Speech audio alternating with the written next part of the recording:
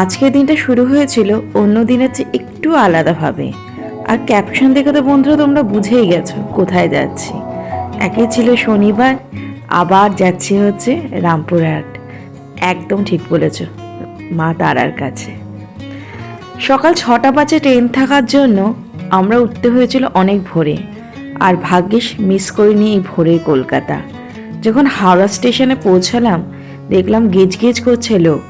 কেউ হয়তো কাজের সূত্রে আসছে কলকাতায়, আবার কেউ যাচ্ছে কলকাতা থেকে অন্য জায়গায় কাজের উদ্দেশ্যে, আবার কেউ যাচ্ছে বেড়াতে, বা কেউ স্বজনদের থেকে আলাদা হয়ে যাচ্ছে অন্য জায়গায় পোস্টিং নিতে।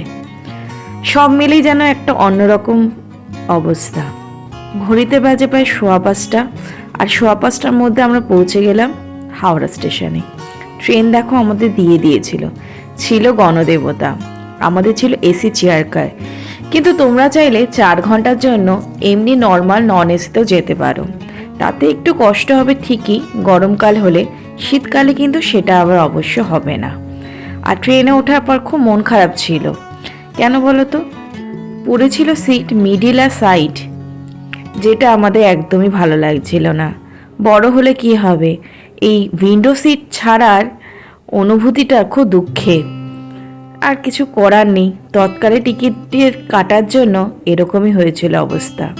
কিন্তু মনে ইচ্ছা থাকলে সবাই বলে সেই আশা বলে পূরণ হয়। আর দেখতে দেখতেই আমাদের পাশে বসেছিল একটা কাকু। হঠাৎ করে বলে উঠল, তুমি কি জানলার সামনে বসবে? আমি তাহলে একটুখানি সাইডে বসলে আমার ফ্যামিলির সাথে কথা বলতে পারবো। আর অগত্যা আমি এই প্রপোজাল অ্যাকসেপ্ট করলাম। আর দেখো কি সুন্দর জানলার পাশে বসে বসে প্রকৃতির দৃশ্য অনুভব করাই ছিল আমার আরেকটি উদ্দেশ্য। এইভাবে কখন যে চলে আসলাম রামপুরহাটে টেরও পেলাম না। আর আস্তে আস্তে দেখো পৌঁছে গেলাম রামপুরহাট জংশনে। নেমেই ভেবেছি, ওরে বাবা, স্টেশন তো রীতিমতো গিজ গিজ করছে। শনিবার একদিকে, আবার বিপত্তারিণী পুজো চলছে। কিন্তু মাকে দেখার ইচ্ছেটা ছিল বরাবর, তাই কষ্ট করলে তো কেষ্ট পাবই। অবশেষে জাংশন থেকে বেরিয়ে আমরা উঠলাম একটা ট্রেকারে, যেখান থেকে জনপ্রতি 25 টাকা করে আমরা পৌঁছবো আমাদের হোটেলে। হোটেলে দূরত্ব ছিল প্রায় আধ ঘন্টা। আর হোটেলে আমরা নিয়েছিলাম আমাদের মেক মাই ট্রিপ অ্যাপ থেকে। তোমরা চাইলে কিন্তু এমনি অনলাইনেও বুকিং করতে পারো। আমাদের হোটেলের নাম ছিল শান্তিনিবাস, গুগলে সার্চ করলে পেয়ে যাবে। যা জিএসটি নিয়েছিল প্রায় 2000 টাকার ওপর। আর হোটেল ছিল মন্দির থেকে প্রায় ওয়াকিং ডিস্টেন্স 10 মিনিট। তোমরা চাইলে অনলাইনে 1200 টাকা করেও হোটেল পাবে এসি রুম। আর চাইলে মন্দিরের কাছাকাছিও কিন্তু হোটেল পেয়ে যাবে। আর হোটেলে ঢোকার পরে এই যে গনু বাবাকে দেখে এত মিষ্টি লাগছিল। আর আমাদের হোটেল থেকে এই ভিউটা কিন্তু দারুণ লাগছিল। আর এখানে হাজার হাজার মনে হোটেলই রয়েছে, বাড়ি আছে সন্দেহ। অবশেষে প্ল্যান চেঞ্জ করে আমরা দুপুরবেলা খেয়ে দিয়ে ভাবলাম যাব বিকেলেই পুজো দিতে। তাই একটু রেস্ট নিয়ে আমরা গেলাম দুপুরবেলা খাবারের উদ্দেশ্যে। লাঞ্চ করে নিলাম, 100 টাকা করে থালি নিল আমাদের ফিশ থালি। আর খাবার খেয়ে হোটেলে আসলাম কিছুক্ষণ রেস্ট নিতে। আর বিকেলবেলা দেখো দুজনেই রেডি, একদম পরিষ্কার জামা কাপড় পরে যাচ্ছি এখন মন্দিরে মাকে দেখার জন্য। আর আমাদের যে হোটেলে উঠেছিলাম এই হোটেলেই ছিল 12 নম্বর স্টল হচ্ছে প্রসাদ নেওয়ার। তাই আমাদের ওই দাদাই আমাদের কিন্তু নিয়ে গেছিল এই মন্দিরের ভেতরে। আর একটা কথা কিন্তু বারবার করে বলছিল, আপনারা কি ভিআইপি লাইন দেবে নাকি আপনারা জেনারেল লাইন? ভিআইপি লাইন কথাটা কিন্তু আগে শুনিনি। ভিআইপি লাইন কি?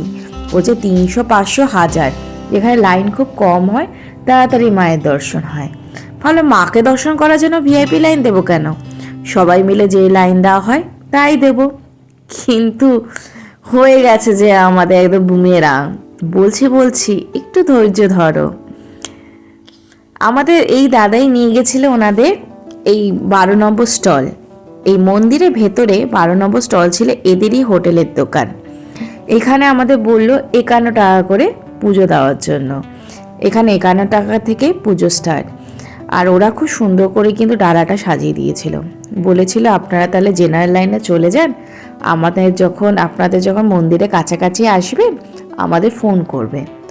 আর আমাদের যেটা হয়েছে, জেনারেল লাইনে গিয়ে দেখছি কেউ বলছে সকাল 11টা থেকে লাইন দিয়ে রয়েছে, এখন বাজে 5টা, 5:30, 6টা, তাও দেখে ওদের বলে মা তারাকে দেখতে পাইনি, মাকে।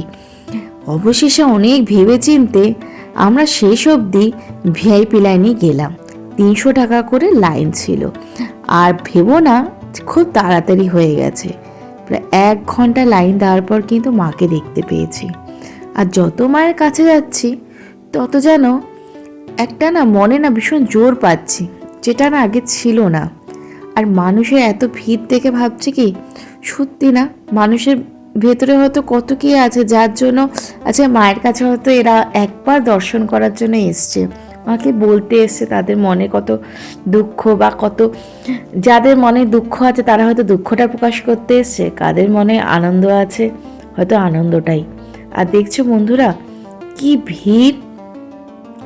ভেবেছিলাম কি ভালোভাবে মাকে পুজো দেব, কিন্তু প্রায় 7টা বাজতে যায়, পুজো দেওয়ার তো লাইন আর এগোচ্ছে না। অবশেষে দেখো প্রায় সন্ধে 7টা বাজে, এই যে দূর থেকে চাঁদ দেখা যাচ্ছে, খুব সুন্দর লাগছিল। মন্দিরের সামনে আসার পরে মনে হচ্ছিল মা বারবার যেন যদি আসতে পারতাম তাহলে কি ভালো হতো, তাই না? অনেক দীর্ঘ প্রতীক্ষার পর অবশেষে মায়ের কাছে গেলাম। আর সে কি, মাত্র কয়েক সেকেন্ডের জন্য মাকে দেখলাম। যাই হোক, দেখা তো পেলাম। তারপর আসলাম এখানে ধাগা বাঁধতে। সবাই বলে ধাগা বাঁধলে বলে মনের মনস্কামনা পূরণ হয়, তাই কিছু তো মনে মনস্কামনা আছে, তাই নিয়ে মায়ের কাছে একটা ধাগা বাঁধলাম। যদি মা পূরণ করে আবার আসবো। আর এখানে আসলাম সেই ধূপগুলো জ্বালানোর জন্য। প্রচণ্ড গরম ছিল, প্রায় রাত্রিবেলায় প্রায় বলতে গেলে প্রায় 30-এর কাছাকাছি। আমার হাজব্যান্ড তো বারবার করে বলছিল তাড়াতাড়ি করো। মায়ের কাছে এসছি, এত তাড়াতাড়ি গেলে হয় বলো বন্ধুরা? আর ভিডিও করতে যাকে দিয়েছি সত্যি কথা কি অবস্থা করে রেখেছো দেখছো, মাথা হাফ কাটা, এইভাবে যে কি করে ভিডিও সে করে দেয়, একটা কাজ যদি তাকে দিয়ে করানো যায়।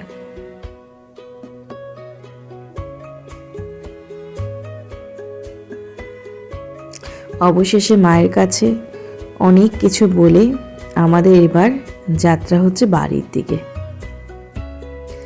আর চারিদিকে প্রায় গিজগি মানুষ, এখানে দাঁড়িয়ে রয়েছে কিছু কিছু মানুষ মাকে আরেকবার দেখবে বলে। তাই ওই যেখান থেকে আমাদের মায়ের মন্দিরটা সোজা দেখা যায়, মাকে সোজা দেখা যায়, সেখানে গিয়ে লোকে ভিড় করে রয়েছে। অবশেষে আমরা আবার এই দোকানে গেলাম আমাদের প্রসাদ নেওয়ার জন্য, এবং রাত প্রায় 7:30 বাজে আমরা জুতো নিয়ে এখান থেকে বেরিয়ে পড়লাম বাড়ির উদ্দেশ্যে, মানে হোটেলের উদ্দেশ্যে। আর মন্দির থেকে বেরোনোর সময় এই যে চারিদিকে যে দোকানগুলো, এগুলো দেখতে যে কী ভালো লাগে সেটা হয়তো বলে বোঝানো যায় না। হয়তো কিনিনি, কিন্তু এখানে এসে একটা জিনিস খেলাম, সেটা হলো আলুর চপ। আমরা কলকাতা আলুর চপ খাই, কিন্তু এখানকার আলুর চপের মধ্যে একটা আলাদা টেস্টি, আর বেশি 5 টাকা করে। তো রাত্রিবেলা আলুর চপ আর মুড়িটা বেশ দারুণ লাগলো। আর খাওয়া দাওয়া করে তাড়াতাড়ি হোটেলে পৌঁছলাম, কেন পরের দিন তো সকালবেলা আবার আমাদের ট্রেন, বেরিয়ে যেতে হবে। এইভাবে রাত কাটলো। আর এই যে দেখো আমরা বেরিয়ে যাচ্ছি এখন ট্রেনের উদ্দেশ্যে। আর মায়ের কাছে একটাই কথা, মা সবাইকে ভালো রেখো, সবাইকে মঙ্গল করো, আবার যেন আসতে পারি মা তোমার কাছে। তো বন্ধুরা, কেমন লাগলো আজকের তারাপীঠে ছোট্ট ব্লগটা অবশ্যই কমেন্ট করে জানিও। আর ভালো লাগলে সাবস্ক্রাইব আর শেয়ার করো।